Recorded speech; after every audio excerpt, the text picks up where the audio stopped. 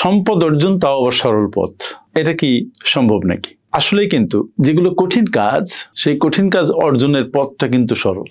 আমি সম্পদের 3টা সরল পথের কথা বলি। মনে হবে খুবই সাদামাটা, but it has immense value. আপনার জীবনের গতিপথ নির্ধারণে, আপনার জীবনের গতিপথ পরিবর্তনে, আপনার আর্থিক জীবনকে সুন্দর করতে এই সরল 3টা পথ আপনাকে দুর্দান্তভাবে হেল্প করতে পারে। হয়তো বিশ্বাস হবে না যে সেটা আবার কেমন। একটু বিশ্বাস করে আমার সাথে কয়েক মিনিট থাকুন, 2-3 মিনিট, বেশি সময় না নেই, কারণ আপনি প্রচন্ড ব্যস্ত মানুষ। তাহলে এই 3টা সরল পথ আপনি গ্রহণ করুন। I think it will help you grow financially এবং it will help you to reach your financial freedom. So আর দেরি কেন, চলুন আমরা 3টা সরল পথের সন্ধান করি। 1 নাম্বার সরল পথ কি? আপনার উপার্জনের চেয়ে কম খরচ করুন। খুব সহজ না কথাটা? সবার কথা হচ্ছে যে খরচ করবো না, তাহলে ইনকাম করবো কি জন্য? এবং আমাকে তো কেউ কেউ গালি দিয়েছেন যে আপনি শুধু সঞ্চয় করতে বলেন, জীবনকে উপভোগ করবো না। আপনি আমাকে গালি দেন, অসুবিধা নেই, বা আমাকে খুব কম বুদ্ধি সম্পন্ন লোক মনে করুন, তাতেও সমস্যা নেই। কিন্তু আপনি বুদ্ধিমান হন, আপনি বুদ্ধিমানের মতো আচরণ করুন। আপনি কত টাকা আর্ন করলেন দ্যাট ডাজন্ট ম্যাটার। আপনি কত টাকা রাখতে পারলেন সেটাই ম্যাটার করে। আপনি কত টাকা আর্ন করলেন that really doesn't matter, but সেই টাকা দিয়ে আপনি কি করলেন সেটা ম্যাটার করে। আমার কথা হচ্ছে 100 টাকা আয় করলে আপনি 70 টাকা 80 টাকা খরচ করুন, 20 টাকা বা 30 টাকা রাখুন। একেবারে যদি না পারেন 10 টাকা রাখুন, কিন্তু 100 টাকা আয় করবেন আর 110 টাকা খরচ করবেন, নেভার ডু ইট। আপনি এটা করার মতো যথেষ্ট লাক্সারি পাবেন না। আপনার সঞ্চয় কিছু থাকলে সেটা শেষ হবে এবং পরবর্তীতে আপনি পপার হয়ে যাবেন। সুতরাং আপনি আপনার আয়ের চাইতে কম ব্যয় করুন, মোদ্দা কথা। আপনি মনে করতে পারেন যে আমি আপনাকে কৃপণতা শেখাচ্ছি। নো, ইট ইজ নট কৃপণতা, ইট ইজ ফ্রুগ্যালিটি, মিতব্যয়িতা। মিতব্যয়ী হতে আমাদের ধর্ম আমাদেরকে উৎসাহিত করেছে, কৃপণতাকে পরিহার করতে বলেছে। সুতরাং আপনি কৃপণতা করেন না, মিতব্যয়ী হন। আবার অপচয়কারীও হবেন না। অপচয়কে আপনি অ্যাফোর্ড করতে পারবেন না। অপচয়কারী শয়তানের ভাই, ব্রাদার অফ শয়তান। So from today start doing one thing.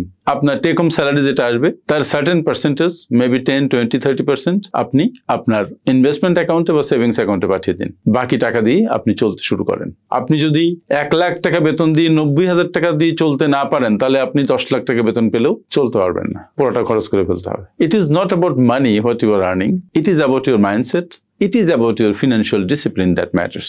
So keep it in mind. 2 number সরল পথ কি?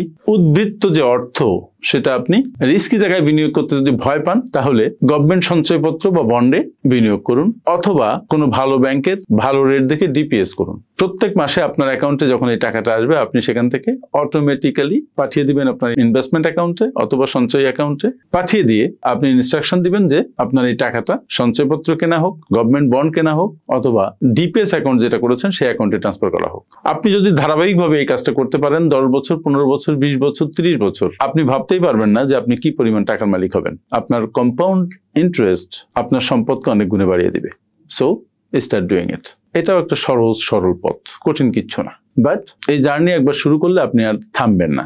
মাঝপথে যেয়ে সঞ্চয়টা ভাঙিয়ে ফেলবেন না, বা ইনভেস্টমেন্টটাকে এনক্যাশ করে ফেলবেন না। রাদার ইনকাম বাড়ানোর দিকে ফোকাস করবেন। ইনকাম যেন আপনার বাড়ে সেদিকে মনোনিবেশ করবেন। প্রয়োজনে আপনি নতুন স্কিল শিখবেন, নিজেকে প্রতি মুহূর্তে আপডেট করবেন। আর 3 নাম্বার একটা সরল পথ আছে, সেটা হচ্ছে ঋণকে এড়িয়ে চলুন। আমরা অধিকাংশ মানুষ কোনো না কোনো ভাবে কারো কাছে ঋণী। টাকার ব্যাপার বলছি, হয় কোনো প্রতিষ্ঠান টাকা পায়, ক্রেডিট কার্ড হোল্ডার টাকা পায়, অথবা কোনো আত্মীয় স্বজন বন্ধু বান্ধব টাকা পায়। যদি আপনার উচ্চ সুদের কোনো লোন থাকে, সেটা আগে পরিশোধ করার চেষ্টা করুন। আপ্রাণ ফোকাস অন দ্যাট। পরিশোধ হয়ে গেলে নতুন ঋণকে আপনি না বলুন। আপনার যা ইনকাম তা দিয়ে যত কষ্ট হোক আপনি চলার চেষ্টা করুন। ঋণ করে চলার পরিণতি ভয়াবহ।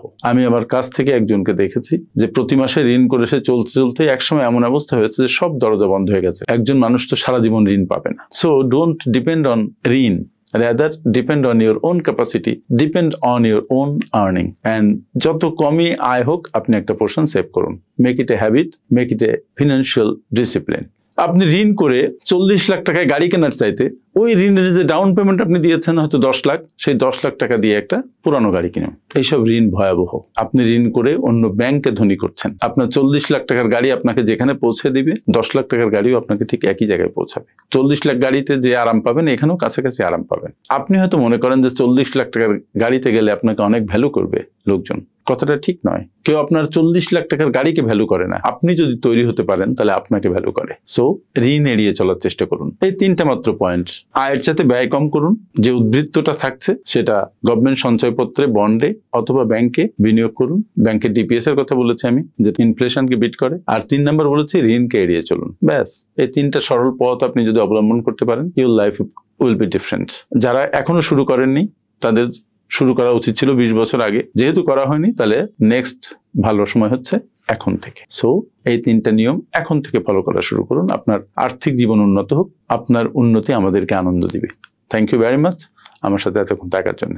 আসসালামু আলাইকুম।